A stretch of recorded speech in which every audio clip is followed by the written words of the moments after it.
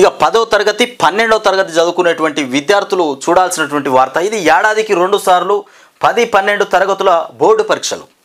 ఇక ఇప్పటి నుండి అంటే 2025-26 సంవత్సరం నుండి 10వ తరగతి 12వ తరగతి చదువుకునేటువంటి విద్యార్థులకు ఏడాదికి 2 సార్లు బోర్డు పరీక్షలు నిర్వహించబోతున్నటువంటి విద్యా సంస్థ. ఇక చిన్నారులపై చదువుల పరమైనటువంటి ఒత్తిడిని తగ్గించాలన్నటువంటి లక్ష్యంతో జాతీయ నూతన విద్యా విధానం 2020ని తీసుకొచ్చామని కేంద్ర విద్యాశాఖ మంత్రి ధర్మేంద్ర ప్రసాద్ తెలిపారు. మొత్తానికి ఈ విద్యార్థుల నుండి ఈ చదువుకు సంబంధించినటువంటి ఒత్తిడిని తీసేయాలనేటువంటి ఆలోచనతోనే ఈ ఏడాదికి 2 సార్లు బోర్డు పరీక్షలు నిర్వహించే ప్రయత్నం అని చెప్తున్నారు.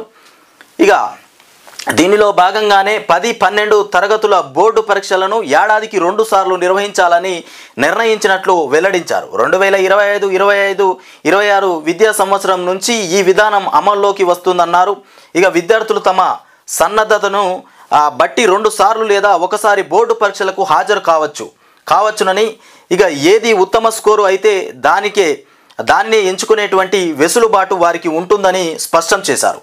ఇక ఛత్తీస్గఢ్లో PM శ్రీ ప్రధానమంత్రి స్కూల్స్ ఫర్ రైజింగ్ ఇండియా ఇక పథకాన్ని మంత్రి ధర్మేంద్ర ప్రధాన్ సోమవారం సాయంత్రం ప్రారంభించారు.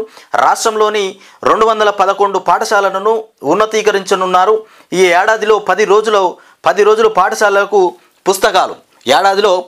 పాఠశాలలకు పుస్తకాలు తీసుకెళ్లాల్సినటువంటి అవసరం లేదని విధానాన్ని త్వరలో తీసుకురానున్నామని, ఆ సమయంలో విద్యార్థులు కళలు, సంస్కృతి, క్రీడలు తదితర కార్యకలాపాల్లో పాల్గొనేలా చూస్తామని కూడా మంత్రి వివరించారు. ఇక ఒత్తిడి లేనటువంటి నాణ్యమైన విద్యను అందించడంతో పాటు మన సంస్కృతితో అనుసంధానతను కలిగి ఉండి భవిష్యత్తుకు విద్యార్థులు సన్నద్ధం కావాలన్నది ప్రధాని మోదీ లక్ష్యమని తెలిపారు.